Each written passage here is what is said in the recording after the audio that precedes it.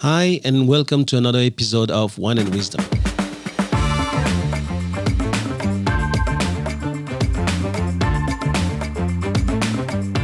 I'm Thomas Le Hoang, and you're listening to the TL podcast, where knowledge is shared and no one takes themselves too seriously.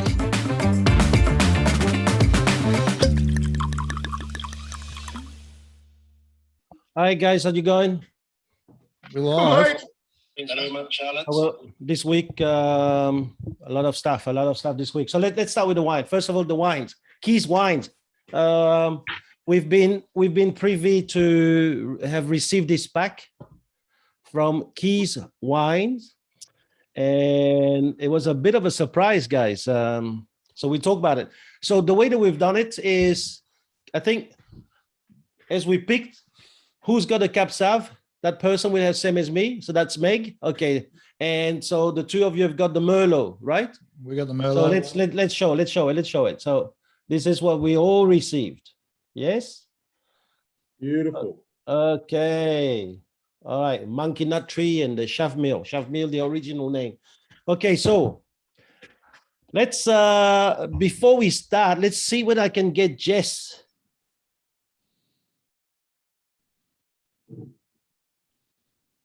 So Jess Kies, He's obviously the winemaker from Kies Wine, yeah? a part of the family. Ah, beautiful. Celebrity guest. We're going up in the world. We I know. We're very, Guess that sends us very wine lucky. as well. All right, she's here. Be nice to her. Better Hi, than Jess, how you Jeff. doing? I'm good. How are you? Excellent. Cam, Meg, Cam, and Chris and I were here, and we thought we just wanted to talk to you about your wine and the Hello. family wine. Yeah, I'm so happy to be here. Thanks for having me on. Thank you. So, what can you tell us about the wines? Because we actually having the Merlot and the Cap Sav Chavmil. Yeah. So do you want to? I think we should probably start with the Merlot. Does that suit you guys? All right, we've It's got me, two I'm people with thirsty. Merlot. All right, let's start. What have you got? Chris and Cam? Yeah. So You have? Yeah, nice Monkey clean Nut glass. Tree Barossa Valley Merlot from Ooh, 2017. nice. Yeah, that's the one. So the monkey nut tree. Yeah. So a lot of people ask about that name. It's a very interesting name for the wine. So my grandfather Ken, so I'm sixth generation of the Kies family, and my family, we landed in the Barossa in 1857. So my grandpa, he used to fly light aircraft, and so the monkey nut tree is a sort of lone pine on the top of the Lindot Ranges, and he used to fly his aeroplane over the top of that to get to and from work. So that's sort of the origin of the name. A lot of people come and say, what's this about monkey nuts? But it's more about, the history of the family. So these are 60-year-old vines, and everything that we produce is single vineyard and estate grown. So we might. Do you mind if I taste along? Yes. It's afternoon. The sun's out. We might as well have some wines. Oh, wow, that's Absolutely. nice. Cheers. Cheers, better guys. In. Cheers. Yeah. So what we could do is you can tell me what you taste, and then I can tell you what I taste. If that Yeah, do you but think that works? beside the title, we got no knowledge about wine. You're asking the wrong kids. You're the Jedi. You're here to teach us. Actually, Chris knows way more than Cam. I taste wine. And I know nothing. The So only that, thing that really matters is if you like it or not, right? that is Yes. bloody good. It's very nice. I taste freedom. I taste 5 people allowed in a park at once. I taste. Yeah, beautiful. I mean, that's what we say. The very best wine we have is the one that you like the most, right? At the Yeah, end of the right. day. So what should we be tasting? Yeah. So I'll tell you a little bit about it. So we actually specialise in Merlot, and usually Merlots, they're very light and fruity and easy to drink. And we do have Merlots like that. It's pretty heavy, this one. Huh? It's a little bit different, right? So can you taste that it's a little bit Yeah. more bold, a bit Yeah, a more little bit more fuller, tannin? yeah. It has sort of the flavour profile of what you would think for a Barossa Valley Shiraz or More of a Cabernet Shiraz. Sauvignon in that. Yeah. It's full-bodied. Yeah. Like me. Do you guys agree? Yeah, 100%. I thought Much it heavier. would have been maybe a cab Merlot with the body of it, but yeah, it's a straight Merlot, yeah? Yeah, straight Merlot. Yeah. Beautiful.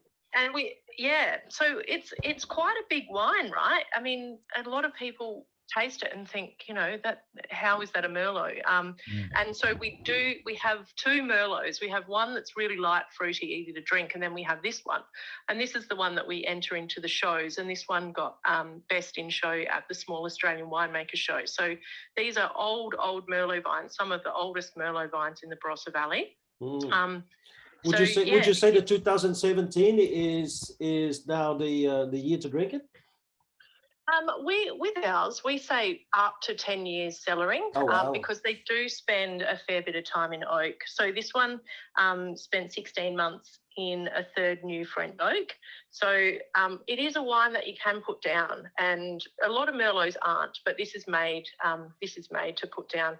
And the way we make it so that when the wine judges are tasting through the Merlots, they go, "What is that?" Because it's just made so differently to a lot of other Merlots. So what is it? What is it that makes it more full-bodied or heavier and gives it the extra tannin? Yeah, so we have some of, as I was saying before, so we've got some of the oldest Merlot vines in the Barossa. They're the ugliest vines you've ever seen. They don't, but they produce this really flavour-packed fruit. So what that means is that when that all shows through in the end product of the wine. And so what we're seeing is more tannin. We're seeing sort of a rounder finish, a longer finish, a bit more structure to the wine. So, sometimes with a Merlot, it's kind of light, fruity. You can pop it in the fridge, those sorts of things. This one is more of an old world sort of wine. And yeah, that's what makes it different. Everything about our wines, it all starts in the vineyard. So, everything, when you look at the fruit, so for instance, I could show you during vintage, I get a real wine geek on. So if you guys want me to wind up, let me know. No, go for it. Go for it. So with the Merlot, so we have one really young vineyard that makes the light fruity Merlot. Then we have a really old Merlot vineyard, and that makes this Merlot. And during vintage time, if I show you the bunches from the young Merlot, it's a sort of a larger bunch, bigger berries. And so that makes a juicier, sort of fruitier, fruit-forward wine. And this one, because the berries are smaller and there's smaller bunches, the flavour is so much more concentrated, compact, higher tannin from the skin, and better colour in the end. So, yeah. So the older the vine, the smaller the berries. That's what you're telling me? Yeah, pretty much. And it's just that the vine will produce less fruit as it ages. So it may not be that the berries will be smaller, but it means that the actual vine doesn't have to, it is in this case, but it's not always. But in this, what it means is that the vine produces less fruit. So the fruit that it does produce, it can pack a heap more flavour into. So it's not sort of stressed out producing, heaps and heaps of fruit. So older the fiddle, the sweeter the tune. Process.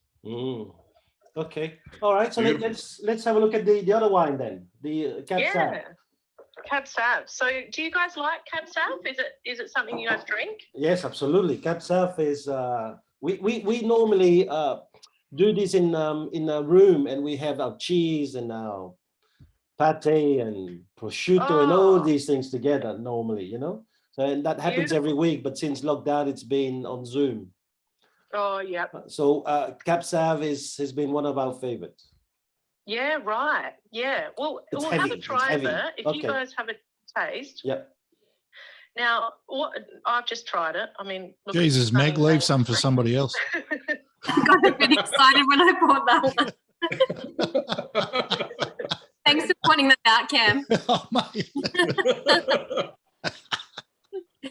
It's nice.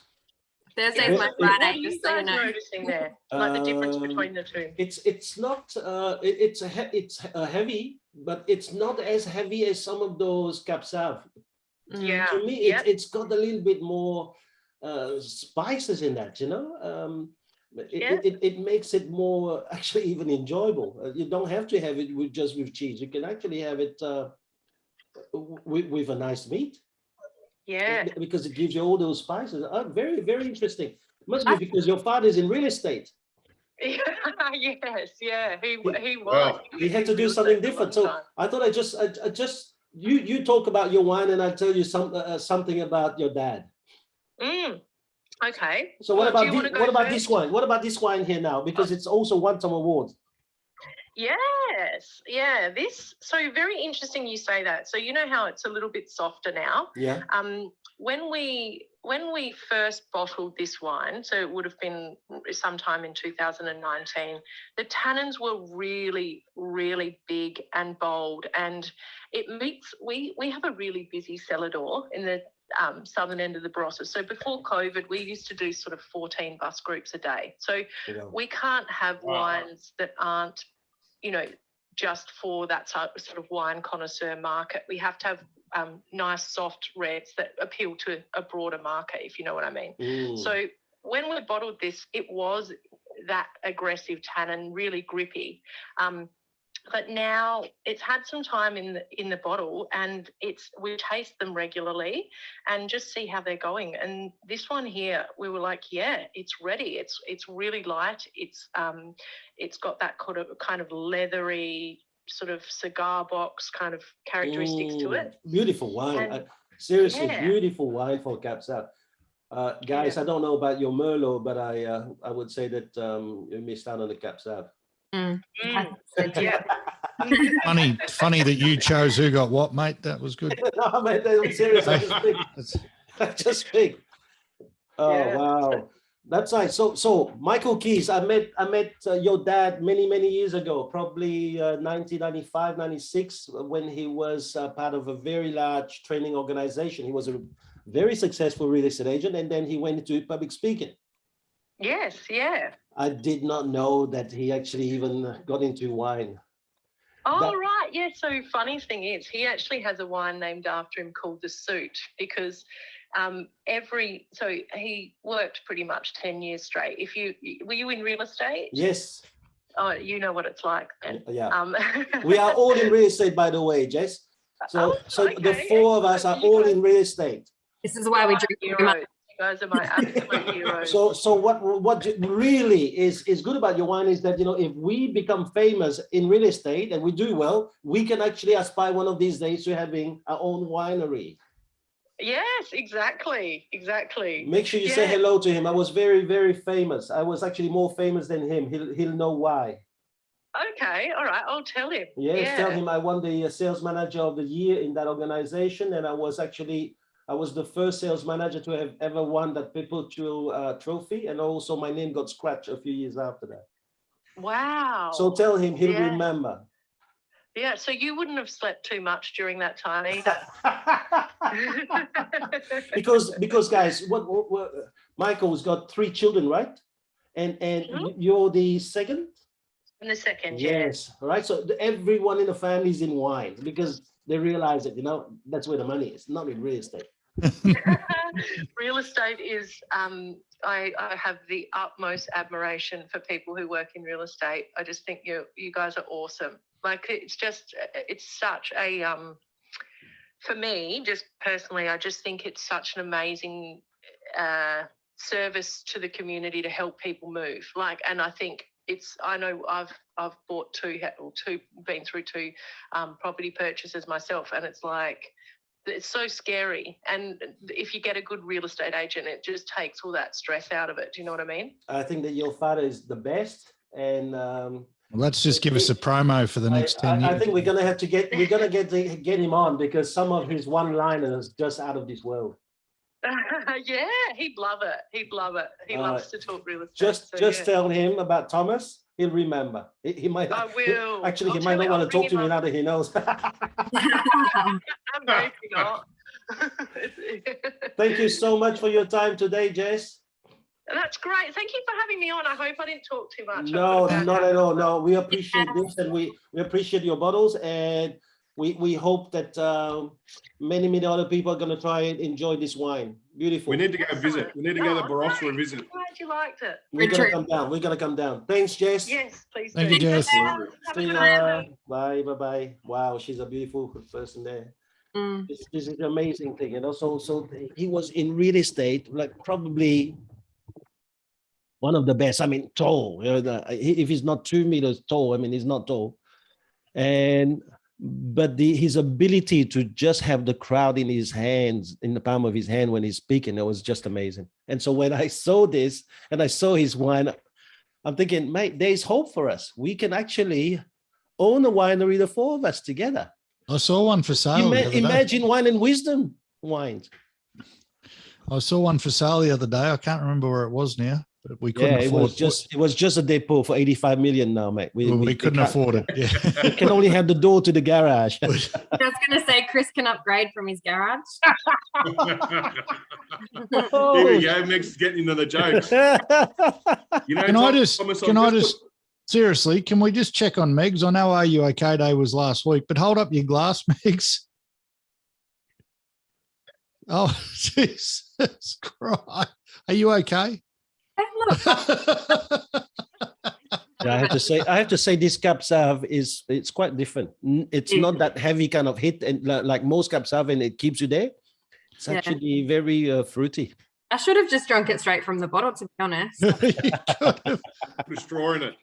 The All right, Merlot is let's heavy, get into man. our books. Let's get into our book, chapter Yeah, 6. right. So rule 6 for 12 rules for life. We- All right. Actually, a much nicer chapter this week. Short It was chapter, shorter. very short I don't know about how nice it was. It was shorter. What's the title of it? Set your house in perfect order before you criticize the world. And I think it's a bloody good advice for all of us in these times. It's bloody good advice, but we could have done without the 15 pages of serial killers and mass murderers and You're right. suicides before he got to the advice. It was the most. shootings. Oh, I'm sitting there going, I reckon he would be a nice guy, actually a great guy to have around us for dinner party. Like we wouldn't even have to talk. we He's wouldn't got get a so word many in. stories. No. No, he'd have so many stories just to make one point. It'd take him 2 hours. You know I what mean? feel You'd like- leave depressed if his book's anything. You'd leave depressed after the bloody thing. As soon as Get a word you in. leave the wine, I feel bring me like some there was. wine. I feel like there was about 40 minutes of psycho babble before he got to the point, and the whole point could be summed up with: if you think life sucks, maybe look in the mirror because it might be you. I didn't say that life sucks. He simply says life is No. in truth, very hard. Everyone is destined for pain and slated for destruction. Otherwise, No. Yeah. I said you missed the if. I said if you think that life sucks, his point is look in the mirror because it might be you that sucks, and that's the. I think that was the gist of the whole chapter. A lot of people blame God or don't blame God, or blame fate or don't blame fate. But what a lot of people don't do is blame themselves when things aren't going well for them. And we've harped on about that ad nauseum through the Stoics and yeah. a lot of what we do. He is a guy who will use 5,000 words where 5 will do. I give him that. Mate. And the Columbine shootings, he was quoting Tolstoy. He was quoting the Columbine shooters. I didn't know where I was after 10 pages. And then he got to the point, which was sort your own shit out before you worry about anybody else's. So. Yeah. but Yeah. even, I think that most of this book can be read through the title. And from the title, you may think a little bit about it and start looking for clarification. But seriously, how Why many didn't we make people that really rule? How many people really do this? How many people really sit down, maybe even 1 hour a week, and really think for themselves, am I doing the right thing? Am I doing it? I mean, am I looking after my own house? Are my actions really that good? Is what I'm doing towards others the right thing to do before I start blaming everybody else?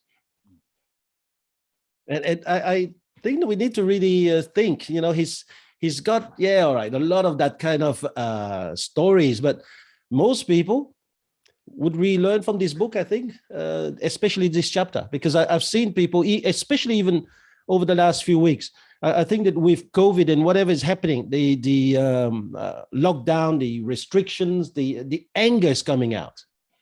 and the anger is coming out, and people are saying to themselves, it's okay if my anger comes out, but they don't even see all the damages that they're doing, to people.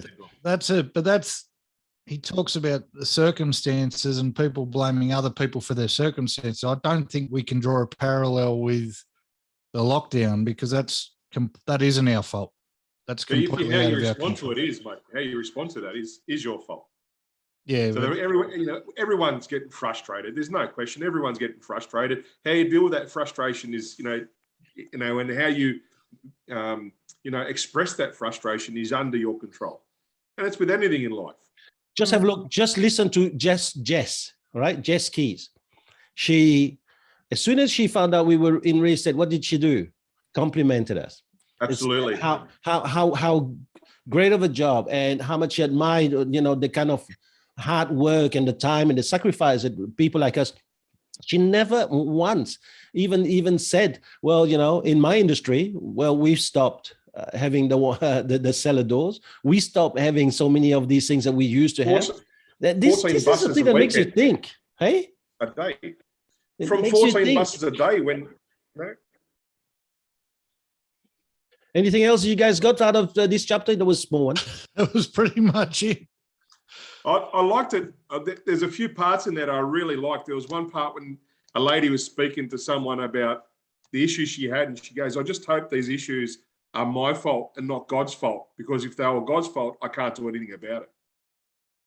And so she was really reflecting to say that, you know what, all these issues I can do something about. There's a different way of looking at it, but saying I'm hoping they are my fault, they are on me, because in that way I can do something. Yeah. And I listen. Sorry, keep going. No, you go.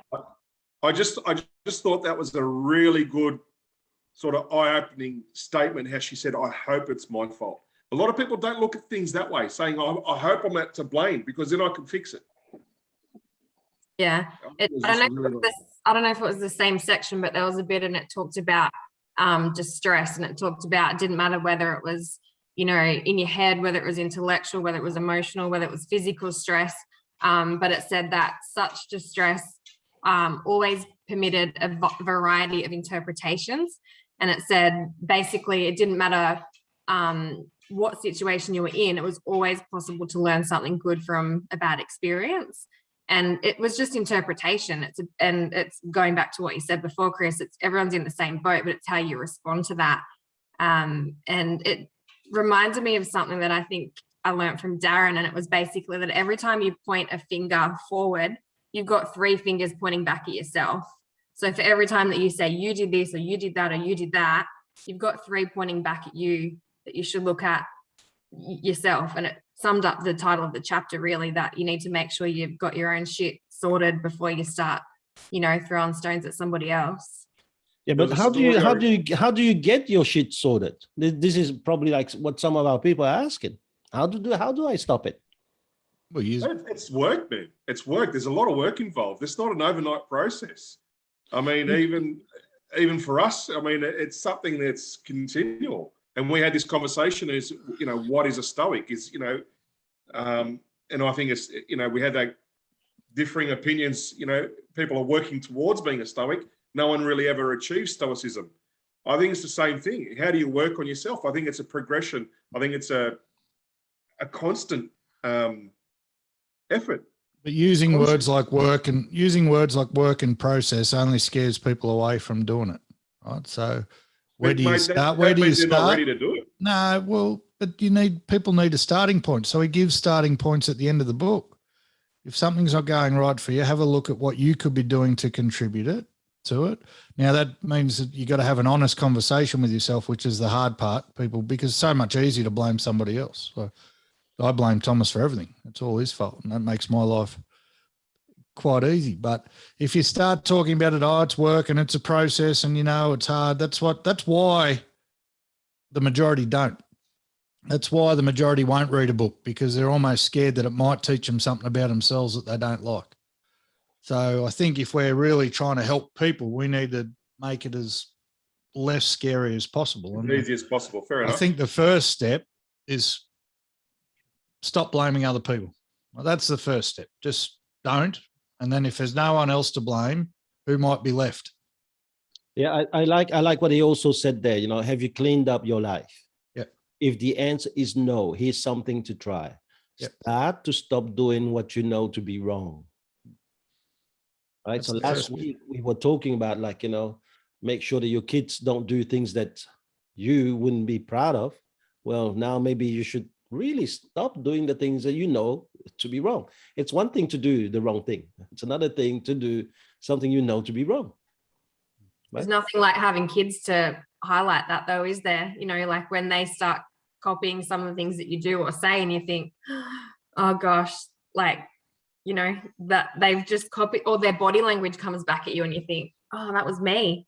There's nothing like that to actually teach you that lesson and go, well, geez, if they're just copying exactly what I've done, well, kind of We got all to know we've all got the inner judge. We've all got the thing inside us that judges every single word that comes out of our mouth or every single action we take. It's just the majority of us won't listen to it. So when he says, you know, don't do the things that you know to be wrong, as soon as you do something, you know whether it was right or wrong. Whether you want to trick yourself into going, oh, I didn't know, but somewhere deep down there's a knot tying inside of you. You might feel it under your second rib. You might feel it in your kneecap, but your body will tell you it does. It does. We all know, and we all go, oh, shit, I hope I get away with that, because you know you probably shouldn't have done it. So it isn't as hard as people think to know. We all know right from wrong, agreed? Yeah. We all know if we say fuck in front of our 5-year-old, there's a fair chance it's going to get repeated, yeah? 100%. We all still do it. So it is, I don't think it's waiting for the 5-year-old to say it before we knew it was the wrong thing to do. We just go, shit, I hope they don't say it in public where I can be embarrassed by it. Oh, well, great chapter. Let's hope that that was- the that was great. next week's going to be easier to read. It looks like maybe it's going to get easier as we go. He's slowly running out of steam. Can I tell you, I started listening to the next chapter. The next chapter is not easy, man. It's like Bible 101. Seriously. Oh, man. Thank you guys that it got very like religious. I felt like it was right in the middle of the book. And then when we started reading it again, I'm like, how come this happened so early? But yeah. Felt like I was back in De La really Salle. The De La Salle school, the Catholic school. I was like, oh, no. He's a De La Anyway, Salle that'll be boy, next week. That's next week. Yeah, you'll see. next week, Chris. I have a surprise for you about De La Salle next week. Okay, let's talk soon about the next chapter. So what's happening this week? Ken, I know you're dying, so I'm giving you the microphone. Man. He's giving it to me early. We're going early. I thought I was going to warm up into it. I don't think I have to say much. Let's play it, and then we'll see where we go from there. All right. Can we play it? I'll share my screen. Yeah. Come on, zoom it. Where is he? Put your glasses back on, Wilson.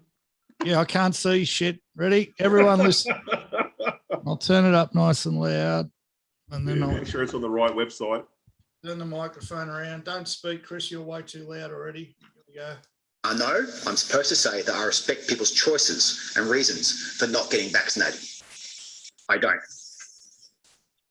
I don't understand it. I don't respect it. You don't get to choose to burden our health system because you refuse to follow preventative health measures. You don't get to choose to be a spreader of the deadly virus in our community. And you absolutely do not get to choose to infect Territorians who can't get vaccinated yet, like our young kids. Now, I do have a little bit of extra. Oh, yeah, no, stop it. well.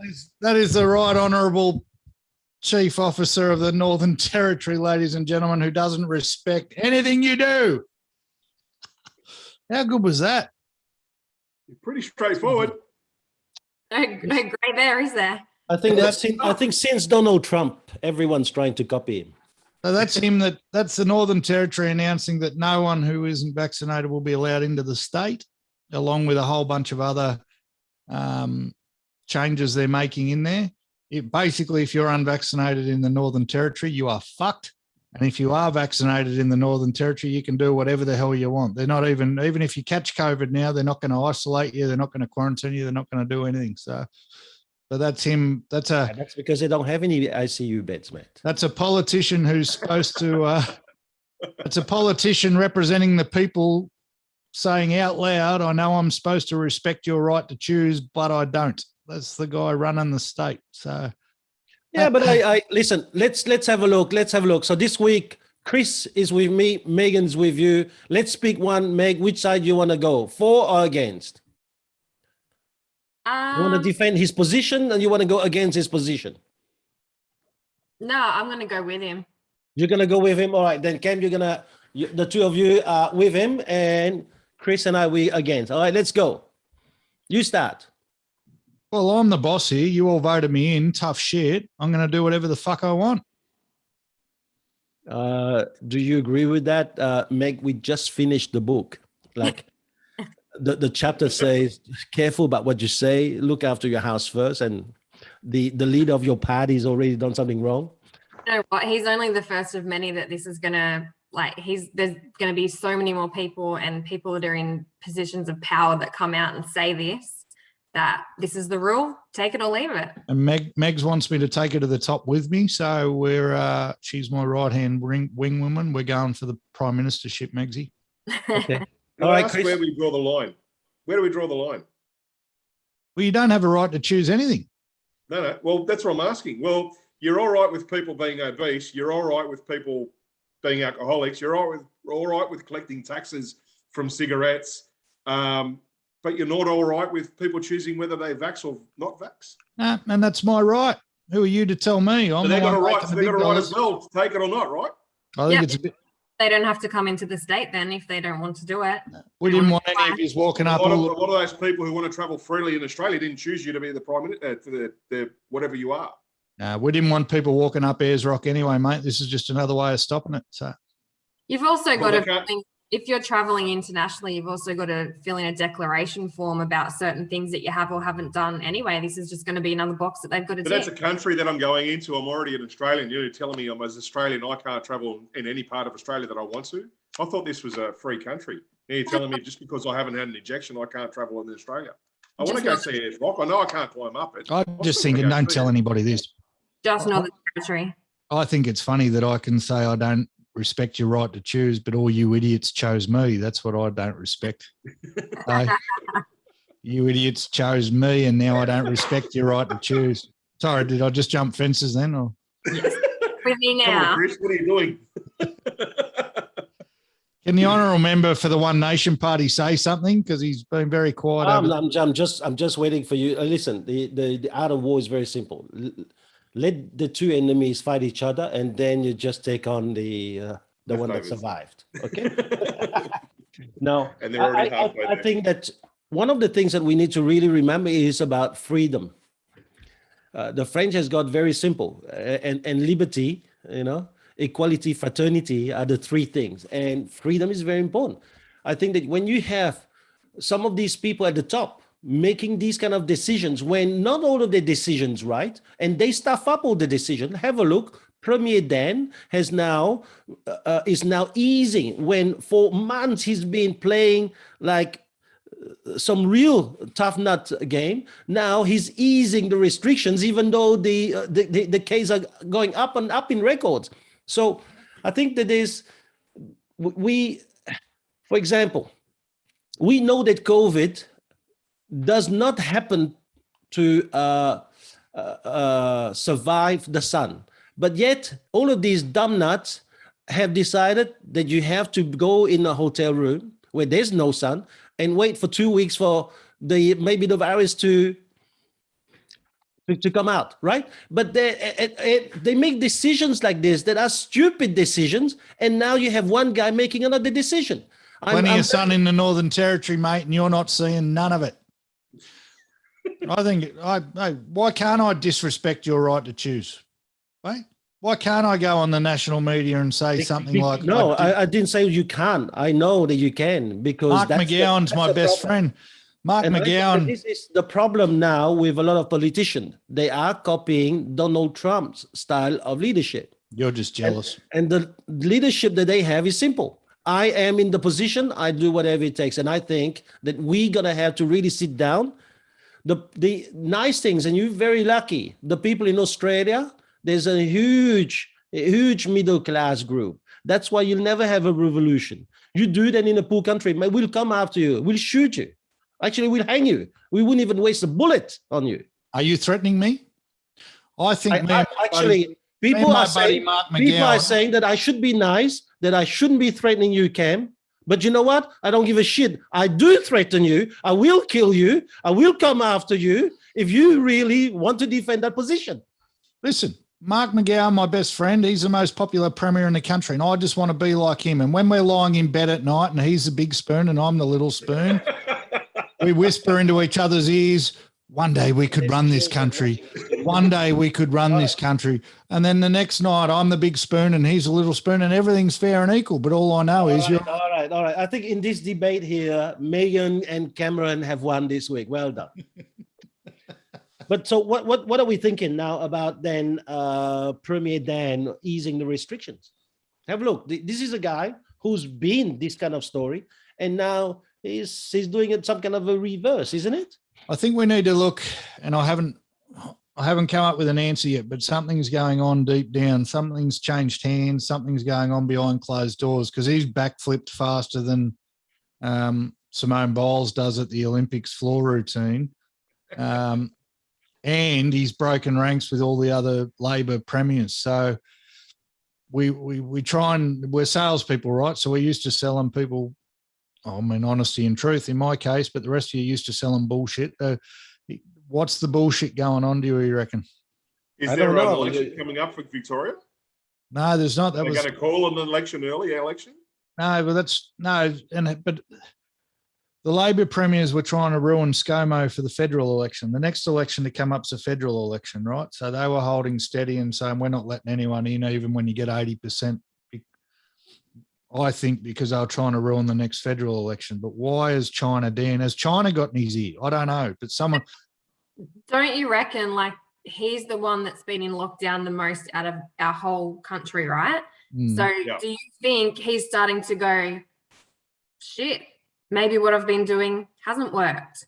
Maybe we've got to just roll with it. Maybe we've got to live with it. Maybe we've got to just... I don't think, listen, in his defense, I don't think that what he's been doing has been wrong, but what he's been doing has got so much COVID fatigue now. It's created this, because if he hadn't been doing these kind of things, remember what the Jeff has been saying is the ICU bed is what is driving all of their policies. But there's we have 600 beds. We are over 220, right? If they hadn't done what they have done, we probably be having people who would be dying from other operations because their bed's taken. I think the average person is going to look at it, and the general consensus that I've been getting from people is that, yeah, okay, they're not particularly scared of the virus, really. They're just over lockdowns. They're over, the word COVID. They're over the word lockdown. They're over the word vaccination. And they're starting to just get that COVID fatigue, but they're almost like, I don't know, not numb to it, but they're almost to the point where it's just not hitting home anymore. Like people, the average person is not worried about the ICU beds, because to most people, ICU doesn't mean a lot unless you've known someone that's been in that situation, or unless you're in the health industry and you know what it means to work in that situation. Majority of the Australian community don't get it. They haven't been there, they haven't seen anyone in it, they haven't worked in it, so they just go, oh well. The problem is for Dan, and the problem is for all of them, is the boy who cried wolf. I think that the COVID fatigue, he came out in the last lockdown, he said, we're only going to be in it for a week, and if we're in it for a week, it'll stop everything, right?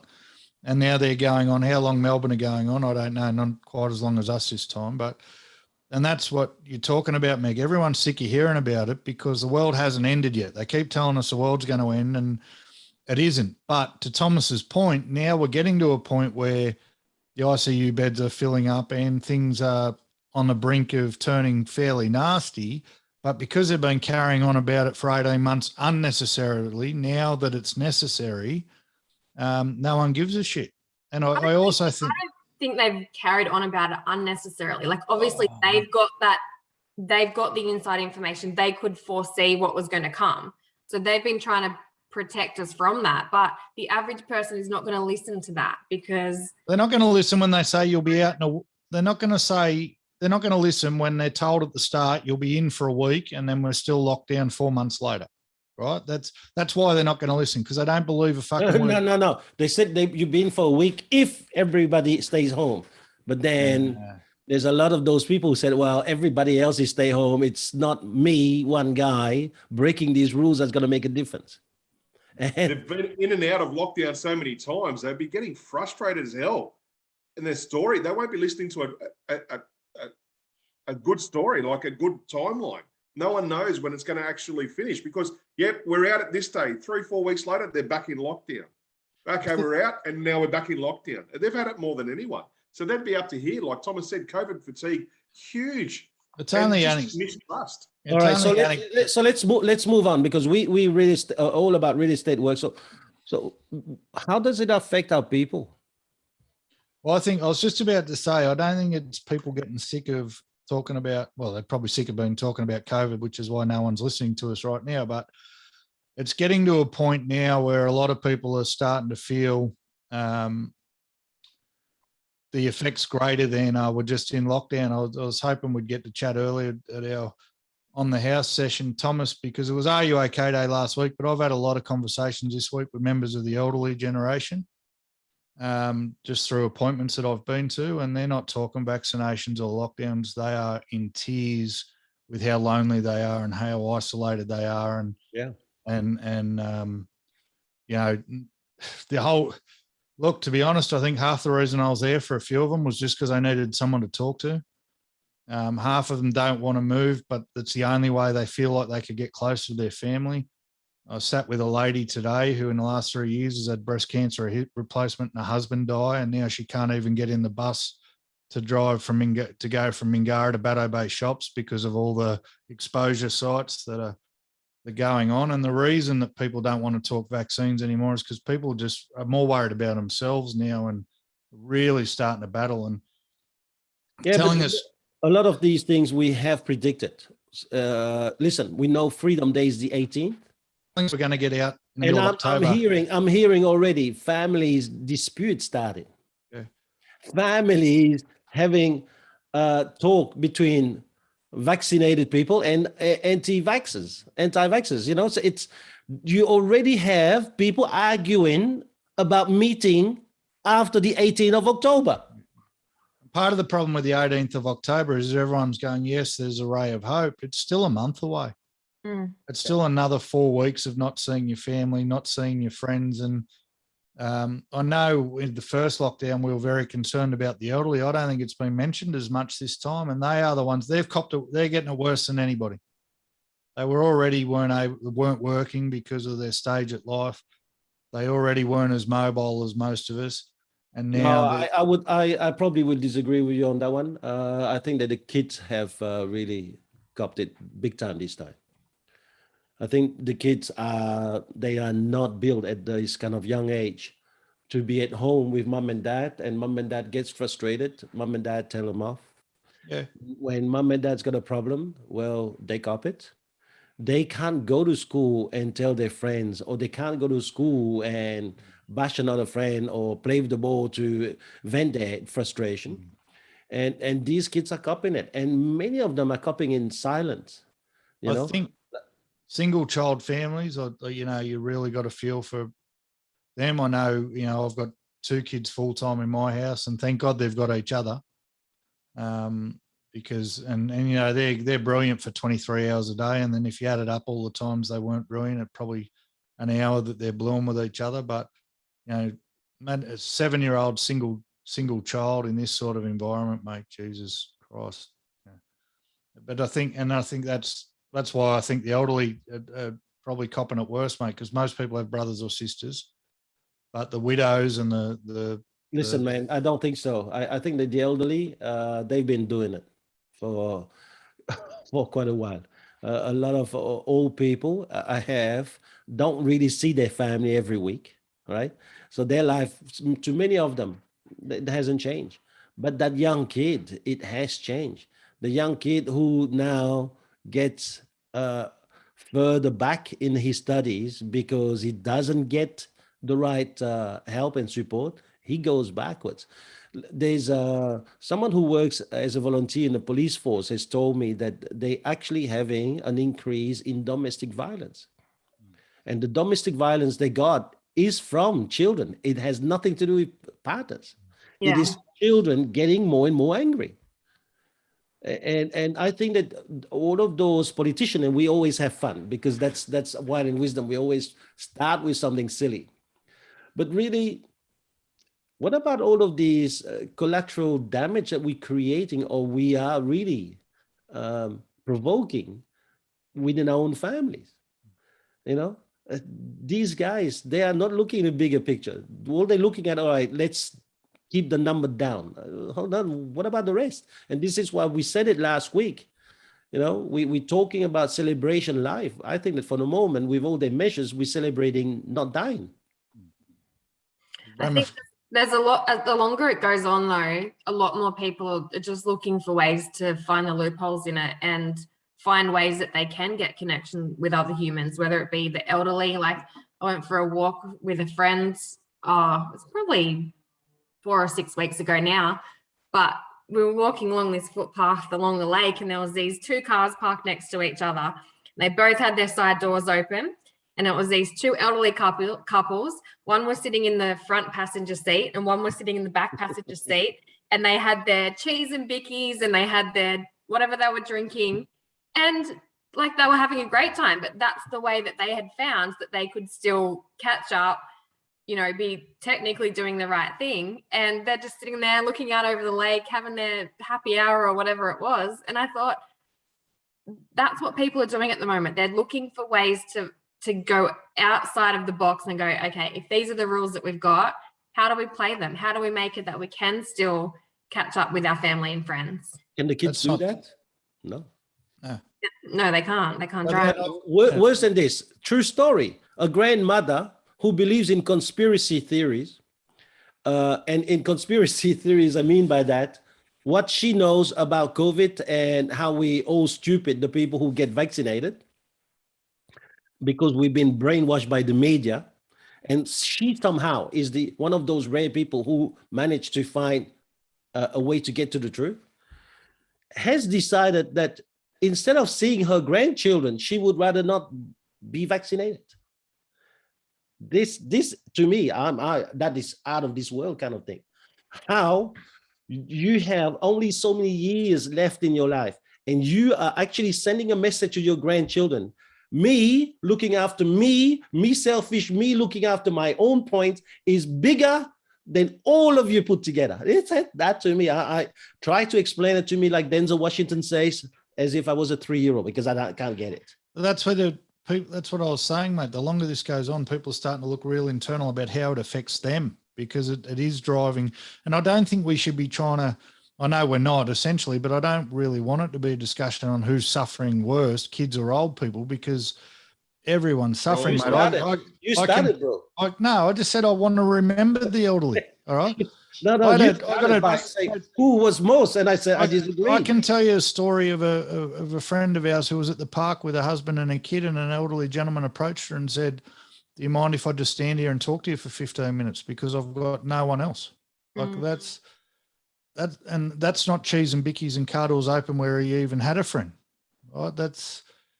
And I've just seen it, mate. I've had a day of it. I've had a week of it. And it's just something that reminded me we need to check in with everyone. It's not just your mum and dad. Just be checking in, because all they want is someone to talk to. And your kids. Can I ask you guys a question about how are you feeling about? So we've been in lockdown now. Since it was the middle of July, right? So it's about eight weeks now, right? No way. Mate. It was just a week after Empower. Buddy. 26th of June. 24th or 26th. Yeah, okay. We're going on 12 weeks, right, brother. 12 weeks. All right. How are you actually feeling about the connection to COVID, your safety and so forth, about mingling? So most of us are, out there showing homeowners, buyers and so forth. How are you guys feeling about your safety? Because I'm in Bankstown, right? And the stories that I'm hearing at the moment are pretty scary. I met a customer the other day. I sold a house to him. It settled yesterday, and his brother-in-law caught it and gave it to 16 family members.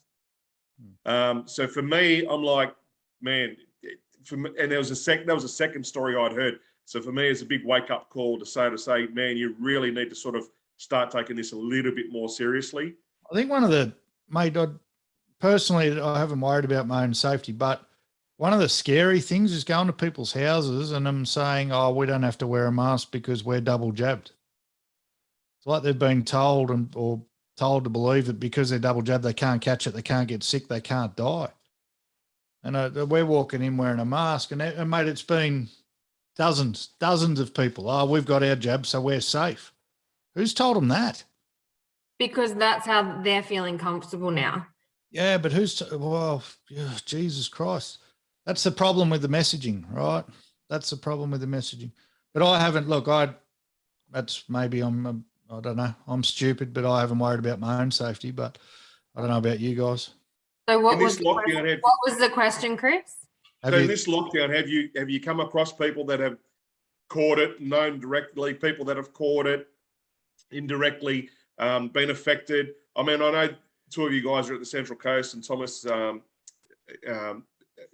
is way out of the Hills district, right? I got a couple of people who've been locked like down. In the Bronx, right? So I'm surrounded by COVID, basically, on three sides. I want to know, for me, I'm very wary about going out and mingling and sort of touching base. And I'm now hearing more and more stories of, complete solicitors' offices being shut down because, one have got it and they've spread it through the office.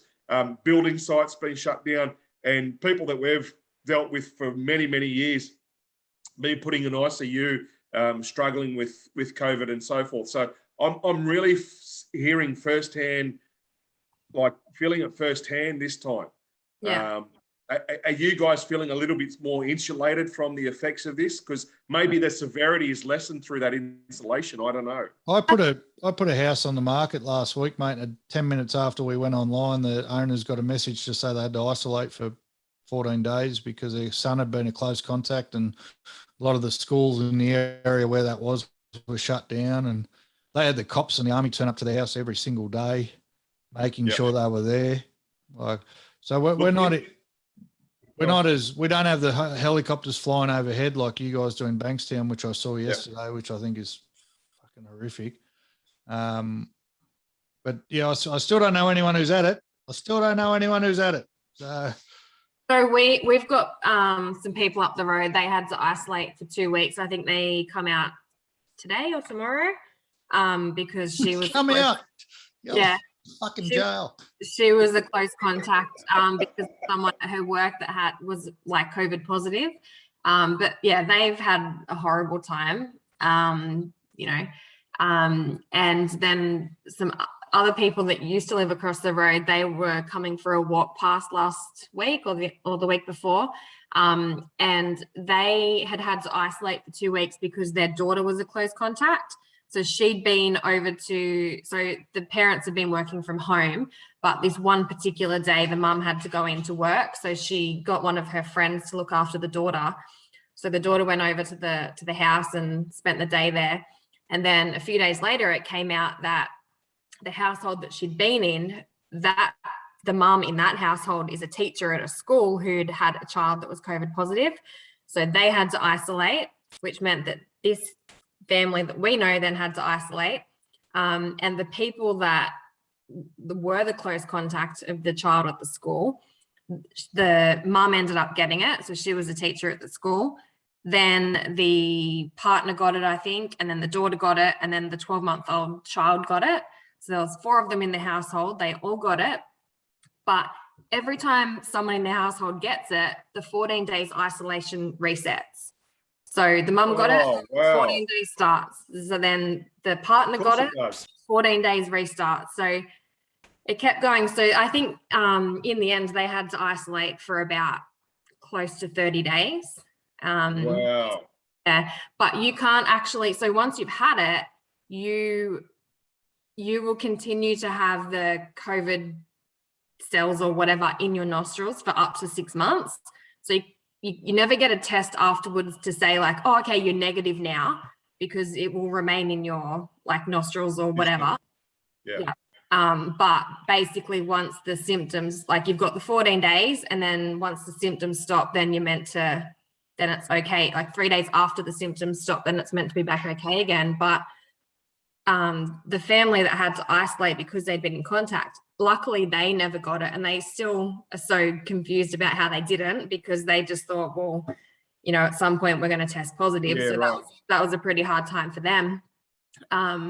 But I think for those particular people, like we're sitting here going, it's really hard to isolate. It's really hard to, you know, work like COVID safe within our business and all of this. But these people that physically have to isolate in their household for 14 days minimum with their families and not leave, like not be able to go to the beach for a walk, not be able to go down the park and kick the ball, not be able to just do anything, like physically stay in your house, get your groceries delivered.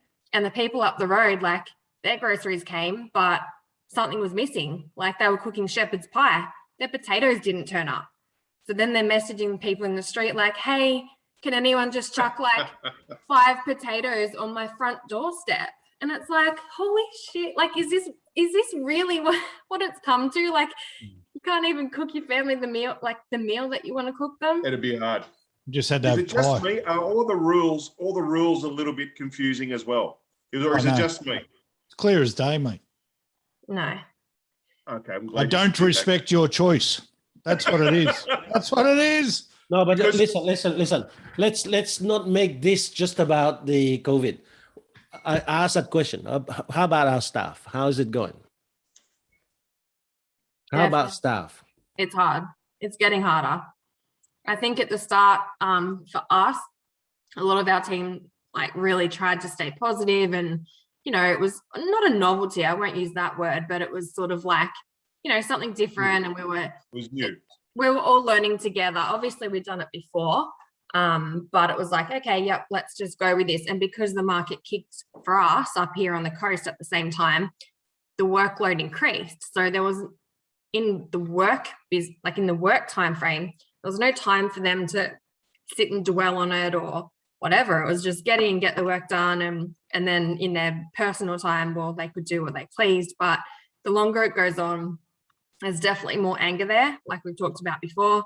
There's definitely more frustration there. There's definitely people that are going, well, how can I find the loophole? How can I find a way out of this that, you know, I can still do it? Yeah, it's. Do you have people doing the wrong thing by their bosses, leaders? Do you have people doing the wrong thing? No, not on a work level.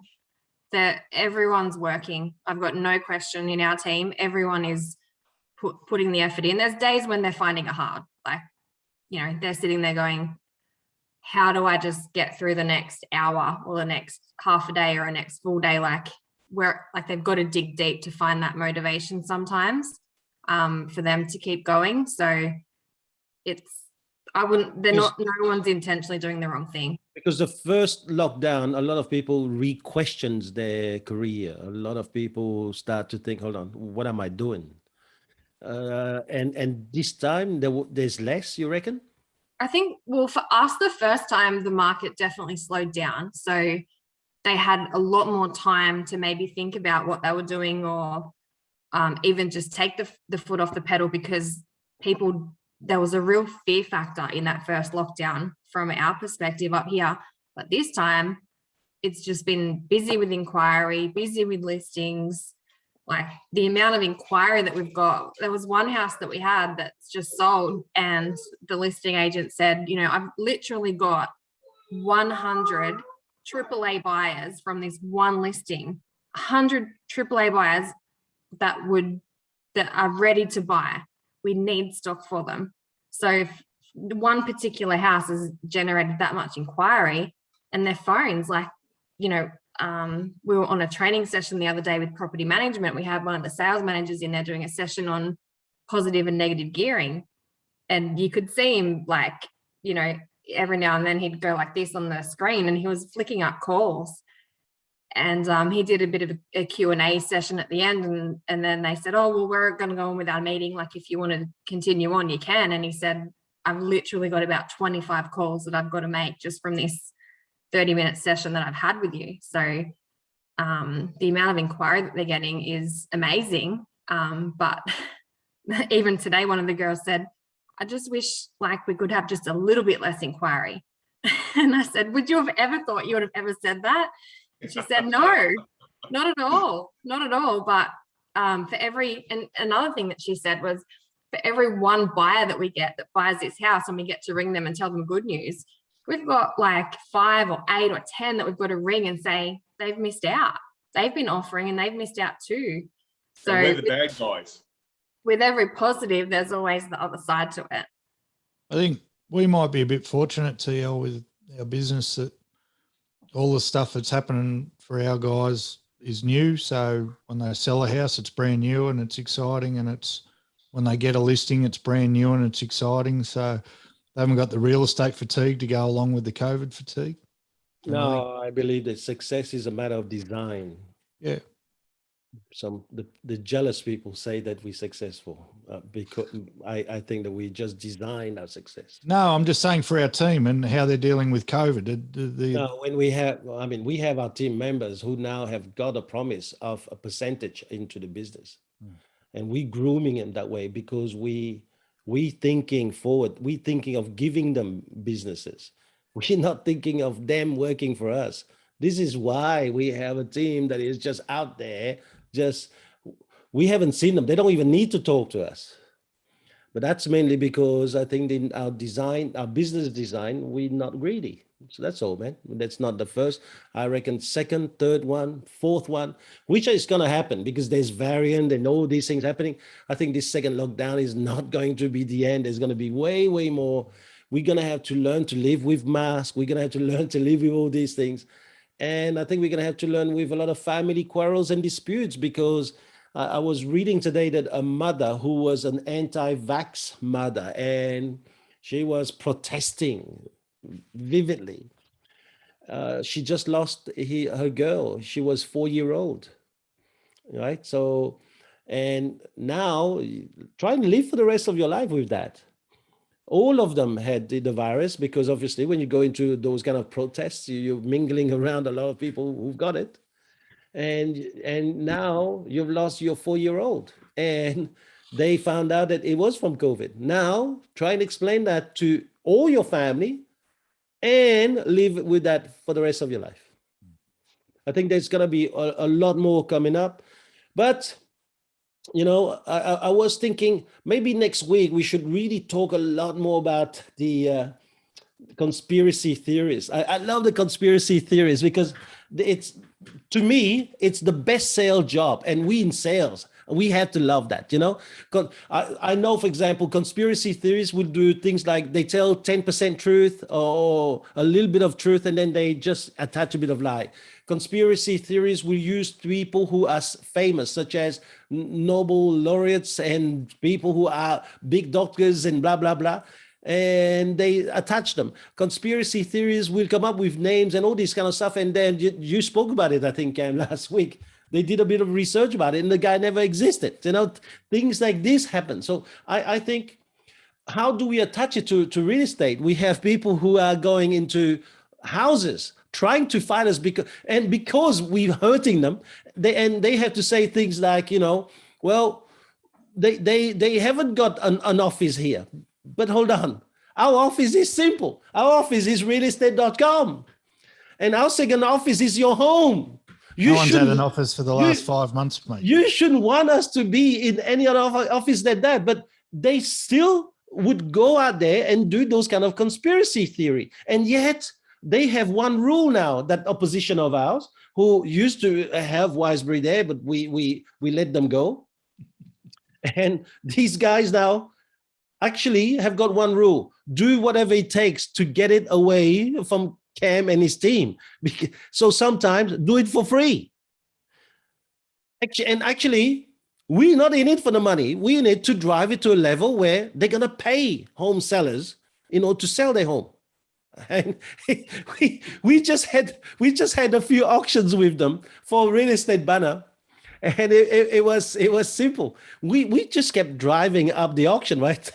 And we could see it. We hit the ego, and this is what I think the conspiracy theories have got. If you ever want to beat the conspiracy theories, the last thing you want to do is to fight them, because when you fight them, you never get there. Because for them to agree with you, it means that everything they've done is wrong. So you don't fight them. Same thing with these guys. You don't fight them. All you have to do is just keep on doing what you're doing, because if you were not hurting them, they wouldn't be paying attention to what you're doing. And we need a lot of people. I think we need a kickback from realestate.com, mate, for that person who's paying $30,000 a month now for a few banners. That's fucking good. You mentioned talking to staff before and how we don't have to do it. Sometimes I wish we didn't. I had an episode this morning and I text you guys to come up with some things, and I was trying to, when we train or when we try to teach lessons, we use analogies a lot. We try and use metaphors, yeah? Yeah. Well, today I tried to use the movie Top Gun on a 19-year-old. How do you reckon I went? It would have been like, huh? Never seen Top Gun.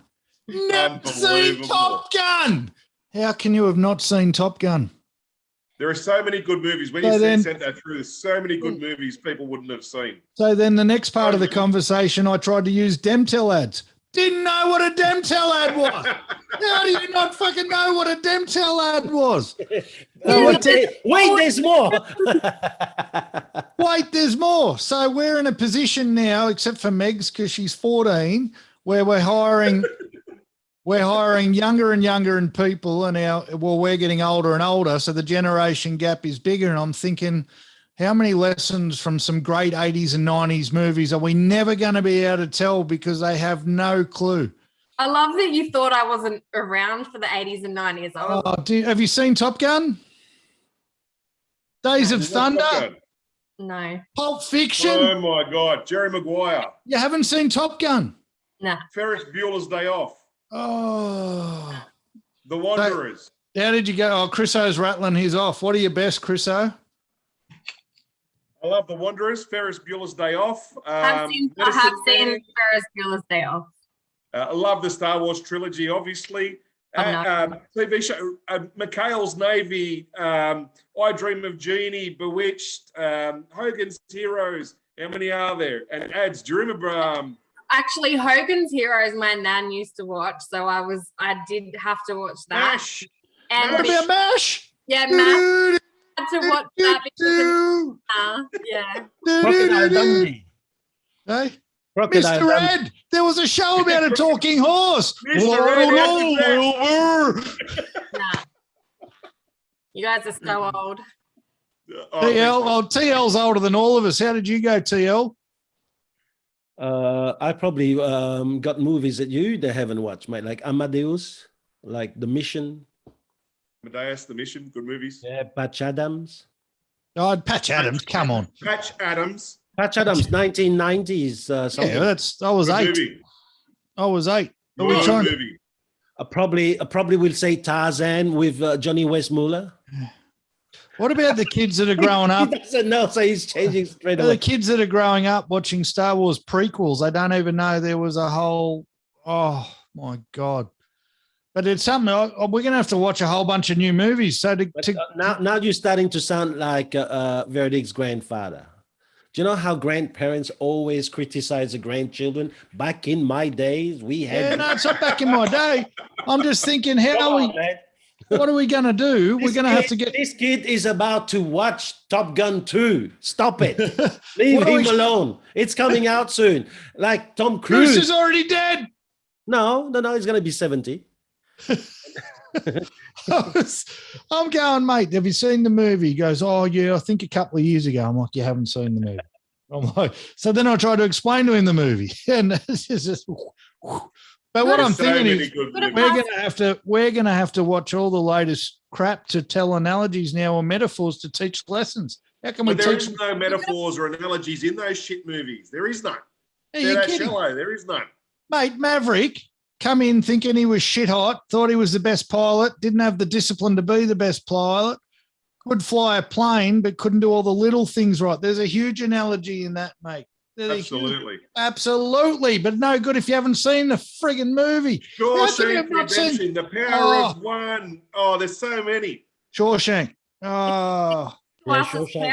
parents, though, I was going to say The Last Samurai, but that's in the last 10 years. yeah, but it's No, that's a little bit. That's That's 2000 early and 2000. it was back when 2007. 9 or something. the 80s and 90s, they didn't have the CGI, or if they did have the CGI, it was very average. So they had to actually tell a story with the acting. Now they tell a story with green screens and computers. And Let me tell you, a movies in the I think in the 80s that I could not watch. It's called Grease. Children not allowed. Do you believe yes, it? Megsy. Yes, Megsy.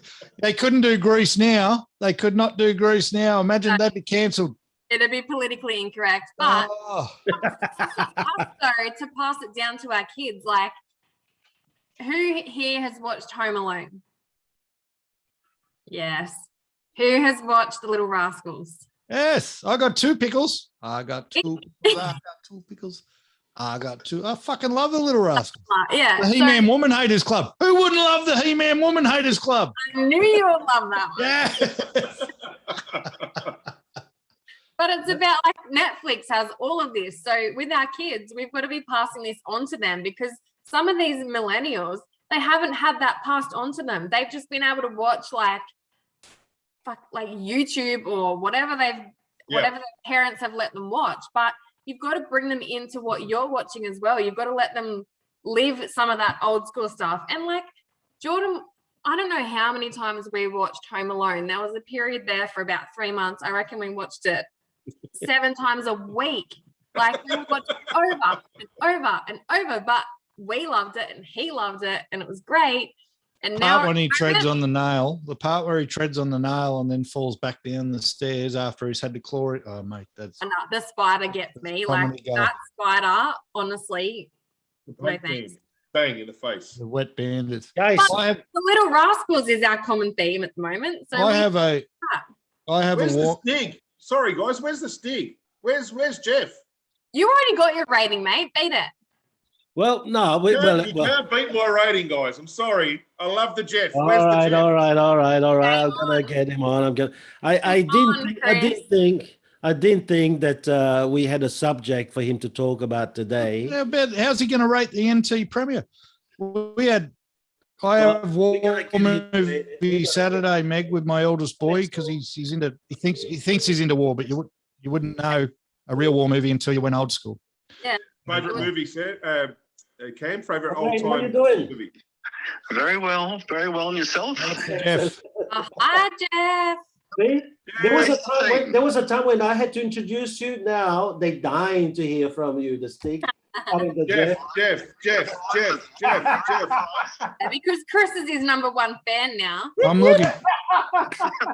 I'm looking forward to hearing how the Hills District's 99.6% vaccinated. Jeff, can you please just enlighten us? You're not going to the Northern Territory until you're 100%. Look, I'm really impressed by your positivity, Cam, and I'm not going to talk about statistics. I just don't want to dwell on any sort of negativity, and I think you're in a really good mood, and you're just pumping.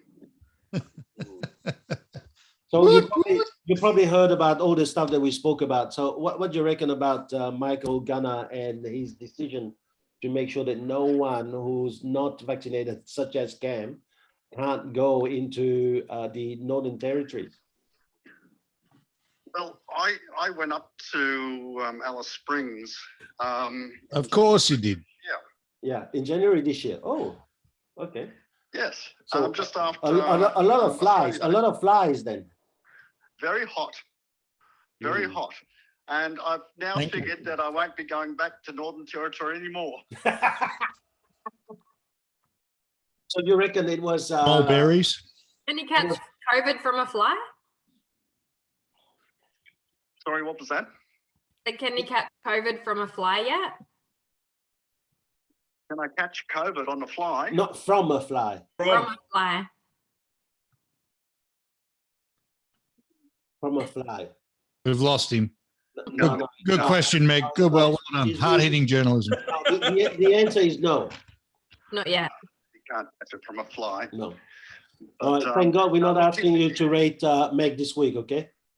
So leave her alone. I noticed that one thing about her, and Cam brought it up before. She does like a glass that's more than half full. I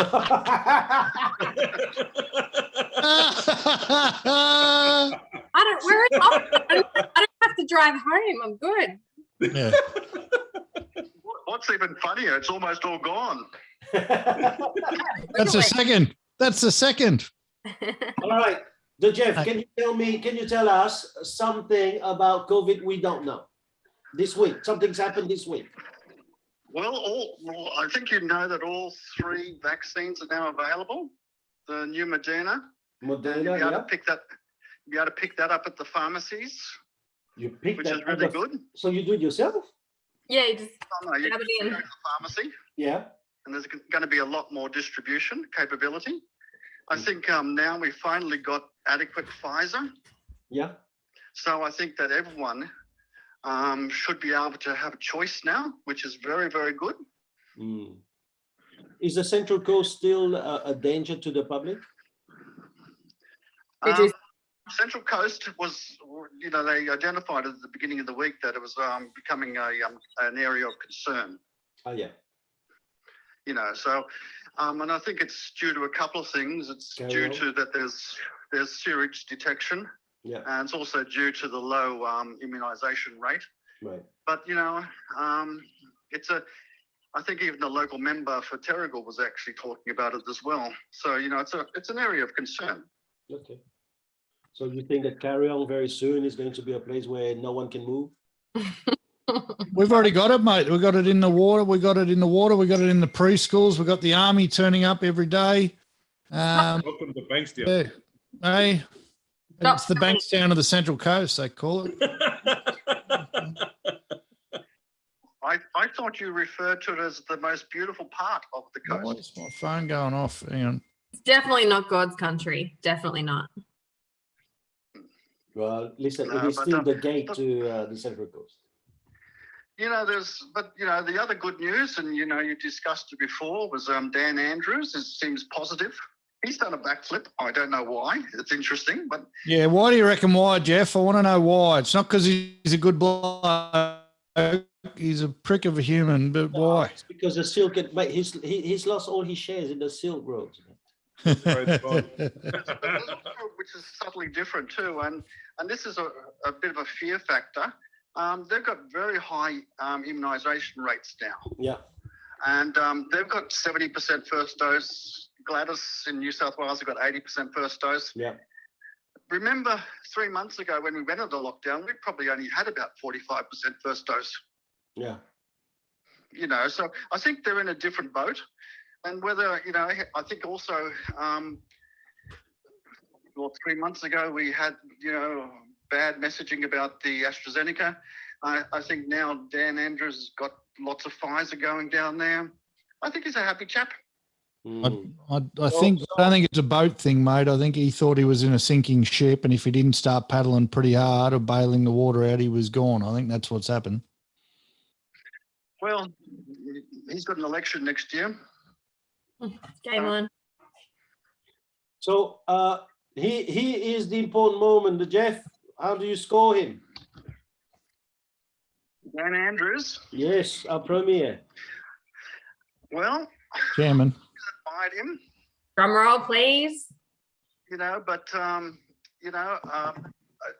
in COVID lockdown problems, and this is now 7th or 8th. We had Ballarat open and closed. Yeah, they've got big problems, but give him a 5.5. Oh, fuck. He's better than Scott, but not as good as Gladys. Don't you reckon Dan Andrews and Cam have You've put similarity Chairman about Dan. What do you mean, Jeff? doppelganger? Don't you reckon? They look a little bit alike. Didn't you give ScoMo 3.5? What are you doing? They get you drug tested, mate. What's the vaccine done to you? Hang on. Think, What the? you What are you doing? You didn't answer the we do question. have an opportunity to change. You know what I like about you, Jeff? Nothing. Hey, hang on. Hey, Jeff, don't you reckon? I was about to say, you know, he's been mellow all day. He's been smart. He's been articulate. But then he just said that he doesn't like anything about me. So let's keep it at 3.5. Who? You. He hasn't given me a score. That puts me on the board. I'm on the board. Well, yeah. Okay. So does it mean? I love you, Jeff. I love Does you. it mean that you're giving Donald Trump 3.5 as well? I just called to say No. I love you. Come on, Jeff. What about that Michael Gunner? So where are you going to score Michael Gunner? He's going to give him a 10. That was the first time I actually had anything to do with him. He actually can speak fluent Aboriginal, which is interesting. Did you know that, Ken? You didn't know that. How do you say I don't respect your choices in Aboriginal? How do I know? I was thinking you were highly educated. You've just proved my point. No, I said he can speak Aboriginal, not me. Score him. Stop stalling. 2.5. 2.5. now. 2.5. So did I get right that you now actually giving a score to Cam of 3.5? Come on, bro. Carried on last week about not being on the board, that he didn't know it was out of 10. Yeah. And I sort of felt sorry for him, you know. So what part of You're too 3.5 nice, was the Jeff. story You're too score? nice. The feeling story score. No, it's probably That was a 3. The pity They're punch. called pity points. getting these points. Getting sore shoulders from carrying you, Jeff. I know that. I'm getting sore shoulders. Thank you so much. Thank you so much for this week, mate. Thanks, Jeff. Thank you, Jeff. Bye. And bye-bye. Right. Yeah, mate. Nothing shakes the Jeff, mate. He's a rock. so temperate no matter what. It's not like us, we stupid, but he's just temperate. He's just give Chairman Dan 5.5. Yeah. He's literally the worst. No, more than us, mate. He's the real barometer, and he's giving you 3.5. He's telling Barometer. you that you're half of chairman. You No, half. but if anyone in the Hills District finds out that he's voted a Labor person higher than a Liberal person, the Jeff's dead. I'm sorry.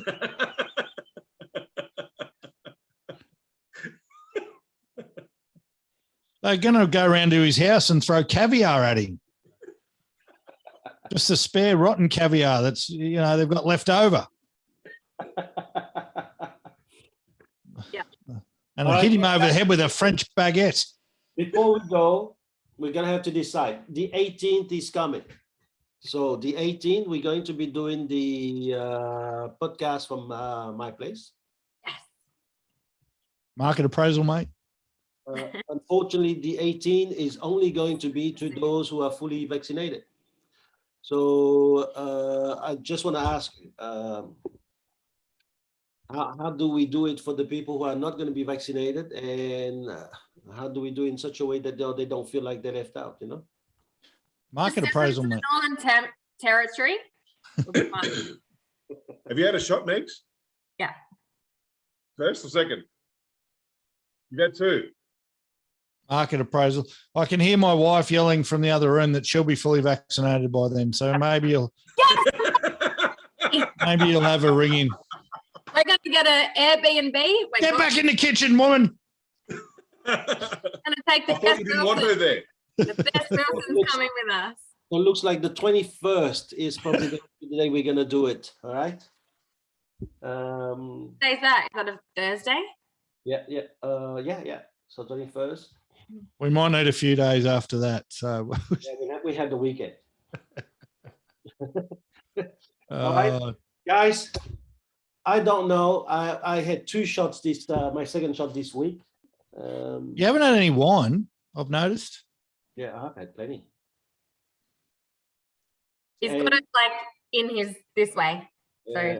And there's nothing, really nothing to the vaccine. I just want to let you know, nothing. Yeah. Nothing. Do you mind if I ask how Veronique's going, mate? There's Yeah, nothing. Veronique's going fantastic. Yeah.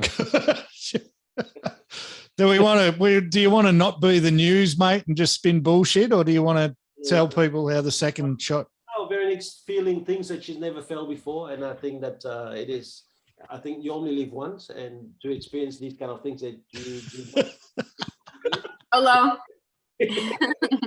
That's the honourable member for the One Nation Party. Fuck. You're a shocker, man. Stop looking for problems, Cam. Just I'm not looking for problems. I'm just looking for the truth. I'm Don't- just looking for the truth. That's Be- all. happy because every little thing is gonna be all right. I saw a really ethical bloke put on Instagram earlier that it's just the strength of my character that's making you jealous. And I thought, you know what? You're right, buddy. It's the strength of your character. All I'm looking for is truth. Don't worry about Who Instagram. said that? Who said that? I couldn't tell you, mate. I could tell you, but then I'd be throwing stones.